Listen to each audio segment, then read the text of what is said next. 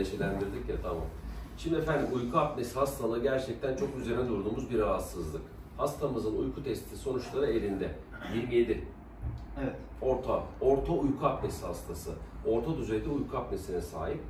CPAP cihazı önerilmiş hastamıza. Bizim için uzaklardan geliyor. Çünkü kullanmış olduğum bir cümle var.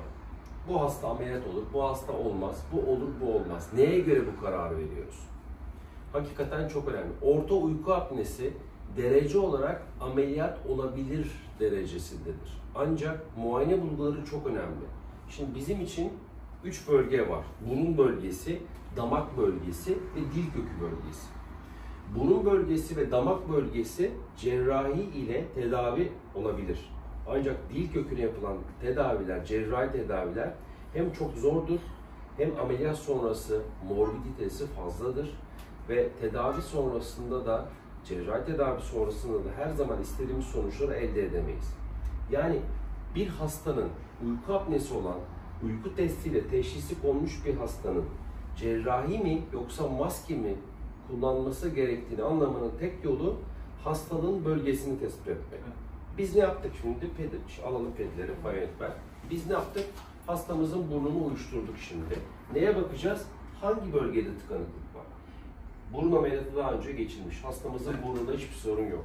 Eğer sorun, yani orta dereceli uyku apnesine neden olan sorun damak bölgesindeyse, yani küçük dil, yumuşak damak, bademcikler bölgesindeyse biz bunu cerrahi tedaviyle düzeltiriz. CPAP cihazından kurtulursunuz. Bu flexible endoskopla yapmış olduğum muayenede sorun dil kökündeyse o zaman cihaz. Yani tedavi tanıya bağlı. Şimdi yavaş yavaş burnunuzdan giriyorum. Burnunuzdan nefes alıp verin lütfen. Burası orta burun eti. Sakin sakin. Benim üniversitede bundan 20 yıl önce tezimdi bu. Binlerce hastaya bu testi yaptım. Flex. Şimdi horlar gibi yapın bakalım. Yapın. Bakın, yumuşak damak bölgesi burası.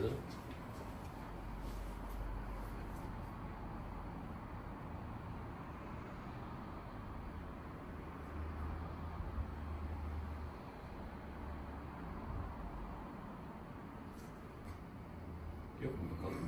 Burası damak bölgesi. Yapın bakalım. Tamam. Yutkunu. Şimdi dil köküne doğru iniyor. Bakın, bu aşağısı da dil kökü. Tekrar yapın horlar gibi. Tekrar yapın. Kapatıyorum burnunuzu. Çekin burnunuzu bakalım. Bakın, burası dil kökü. Bir daha yapın. Bir daha yapın. Çekin bakayım. Horlar gibi yapın lütfen. Öksürtür müsünüz kendinizi? Tamam. Bir daha horlar gibi yapın.